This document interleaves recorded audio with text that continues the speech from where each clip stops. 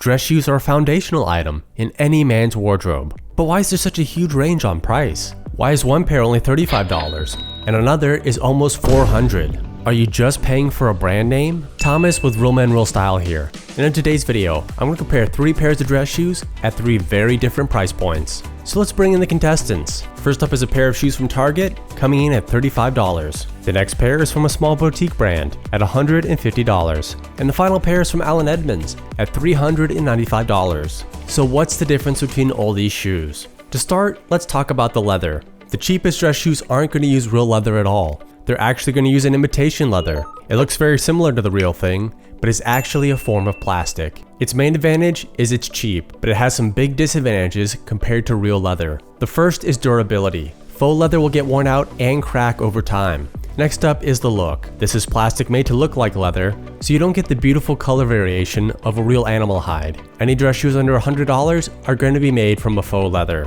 Now let's look at those mid-tier shoes. These appear to be made of a top grain leather, which is a step below the best leather quality, which is full grain.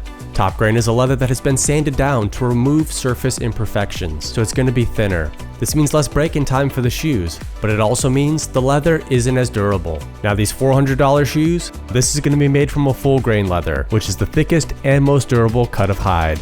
Now one place where you can really see the difference between these leather types is by looking at how these shoes hold up over time. I've worn these cheap faux leather shoes for less than an hour, but do you see the big creases that have already developed? These aren't going to come out. Now these top grain shoes aren't as bad, but they still have developed some moderate creases, with less than 10 hours of total wear time. Now look at these $400 shoes. I've owned this pair for almost 7 years, with well over 100 hours of wear time. Not just walking and sitting either. I've spent a lot of time swing dancing in these shoes.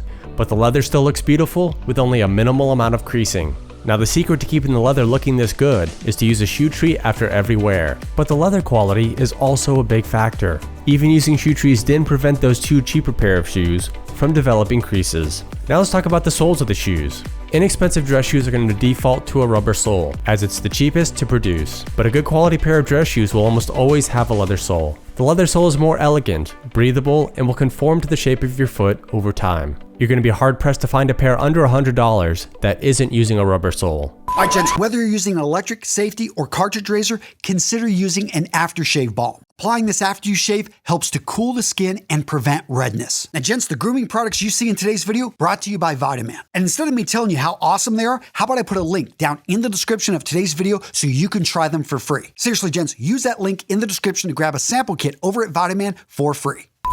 Now let's talk about construction quality. One area that's a dead giveaway to quality is how the sole is attached to the leather upper. The cheap shoes will be held together with glue, while your more expensive shoes will either have a Blake stitch or a Goodyear welt.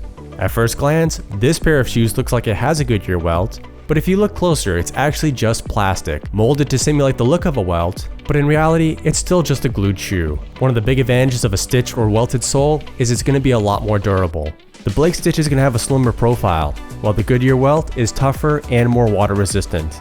Now both my $150 and $400 dress shoes here have a Goodyear welt. You can see the soles on my $400 dress shoes are about worn out, but fortunately, a stitched shoe can be taken to a cobbler who will replace the sole. But if the sole wears out or comes loose on those glued shoes, then it's time to throw them away.